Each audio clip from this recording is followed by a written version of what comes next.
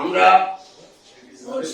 এখন যে দেশটি আছি, এই দেশটি একটি নতুন বাংলাদেশ। এটি অর্জিত হয়েছে আমাদের জুলাই জাতীয় অভ্যুত্থানের মাধ্যমে। জুলাই জাতীয় অভ্যুত্থানের মাধ্যমে এদেশের মানুষ আমাদের এই দেশকে পুনর্গঠিত করে একটি নতুন বাংলাদেশ দিয়েছে। সেই বাংলাদেশে আমরা এখন আছি।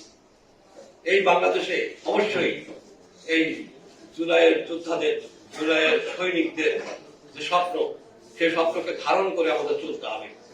যদি অন্যদিকে আমরা যাই, বাংলাদেশ বিপথে চলে যাবে। আজকে আমরা দেখতে পাচ্ছি যে নির্বাচনকে কেন্দ্র করে, নির্বাচন 5 বছরের জন্য হয়, কিন্তু আমার দেশ যুগ যুগ ধরে চলবে।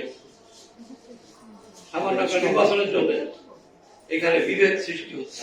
বিভিন্ন রকমের যে ফোর্স যুদ্ধ করেছে, সেই ফোর্সের ভিতরে বিভিন্ন রকমের উল্টো পাল্টা কথা হচ্ছে।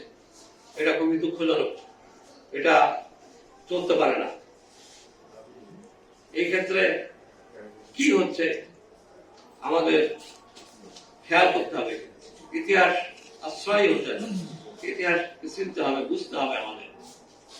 আমরা দেখেছি যখন আমার ফুলবাড়িয়ার মাটির নিচে থেকে বিশাল কয়লার ভান্ডার আমার আকাশে বিজলিবাতি জ্বালতে চাইছে, তখনই ঠাকুরমা ঝুলি খুলে গেছে।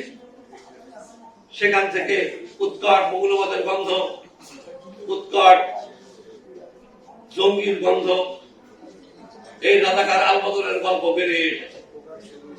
আমরা দেখেছি আমার প্রবাহমান নদী পদ্মা শুকিয়ে গিয়েছে, তার নিচে ঘাস জন্মেছে, চাষি সেখানে চাষ করছে।